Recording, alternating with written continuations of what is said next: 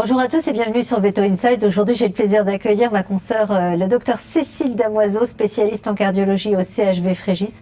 On va parler justement de chirurgie cardiaque chez le chien. Bonjour Cécile. Bonjour Valérie. Bon alors, chirurgie cardiaque chez le chien, Cécile, pour quelle cardiopathie peut-on opérer un chien? Alors, c'est une question très vaste parce que de plus en plus de cardiopathies chez le chien peuvent s'opérer. Donc ça, c'est une très bonne nouvelle pour nos compagnons à quatre pattes. On a deux catégories de maladies. On a les maladies qui sont dites congénitales. Donc ce sont les maladies avec lesquelles le chien va naître. Donc ce sont des malformations de naissance.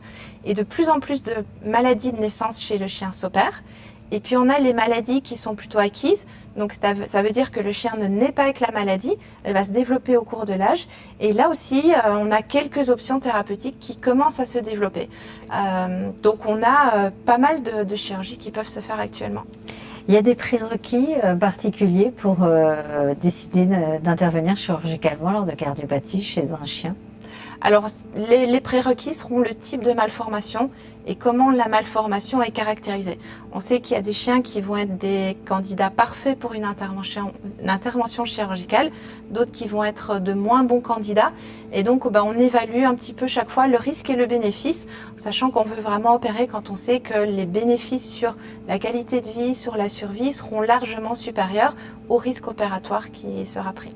Est-ce qu'il y a une influence finalement, pour parler un peu grossièrement, du stade ACVIM justement, des pathologies cardiaques et doit-on se dire à partir de tel stade, faut qu'on pense intervention chirurgicale? Il n'y a pas d'autre choix, au niveau thérapeutique on va être dans une impasse. Est-ce que c'est idiot comme raisonnement ou est-ce que finalement concrètement on peut l'observer? Non, c'est un très très bon raisonnement, dans le sens que la classification ACVIM, donc du Collège américain, se base sur la maladie et sur les répercussions de la maladie. Donc on sait que quand on arrive à un stade de la maladie où on a des conséquences sur le cœur, quelle que soit la maladie, que ce soit une maladie congénitale ou une maladie acquise, à partir du moment où on voit que le cœur souffre, commence à grossir, on sait que malheureusement, il va falloir qu'on intervienne ou par un traitement médical ou chirurgical. Et donc on sait que la chirurgie, dans ces cas-là, sera probablement bénéfique parce que l'animal aura un jour des signes cliniques ou malheureusement décédera un jour de sa maladie. Alors on opère des patients qui sont cardiaques.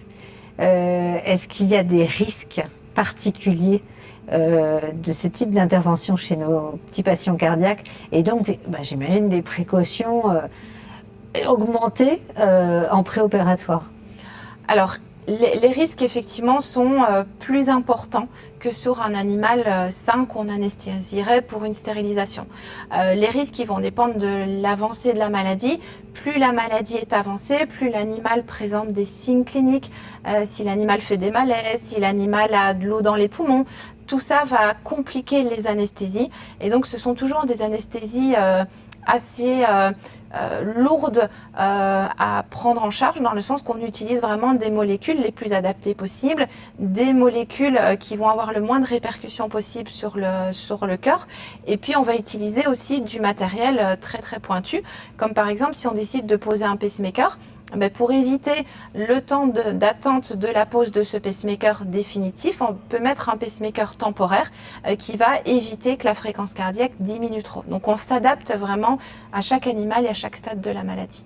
Et alors concernant ces chirurgies, j'imagine qu'il y en a certaines que tu réalises plus que d'autres. Est-ce qu'il y a, j'ai envie de dire, un top 3 des chirurgies cardiaques chez le chien que tu réalises en particulier? Et puis aussi, quel recul tu as désormais sur ces interventions? Alors, je dirais que le top 3 des chirurgies, mais ça va dépendre justement de la prévalence de toutes ces cardiopathies. Donc, c'est vrai que les cardiopathies congénitales les plus fréquentes, dans le top 3, on a la sténose pulmonaire et la persistance du canal artériel. Donc, c'est les interventions chirurgicales qu'on fait le plus souvent, de façon minimalement invasive. Et puis, on a les interventions maintenant pour la maladie valvulaire dégénérative mitrale. Donc, des interventions qui sont beaucoup moins invasives que ce qui pouvait se faire il y a quelques années. Et donc, forcément, ça fait partie aussi des cas qui vont être les plus opérés. D'accord.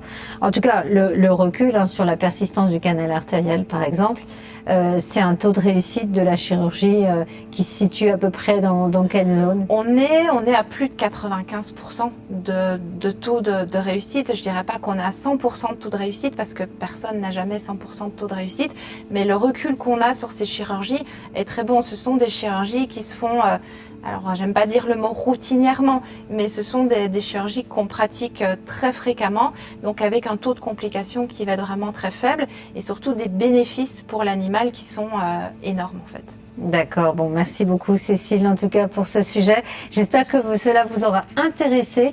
Un petit récapitulatif sur les chirurgies cardiaques chez le chien. En tout cas, n'hésitez pas à nous suivre sur Veto Inside et à très vite pour de nouveaux épisodes. À bientôt.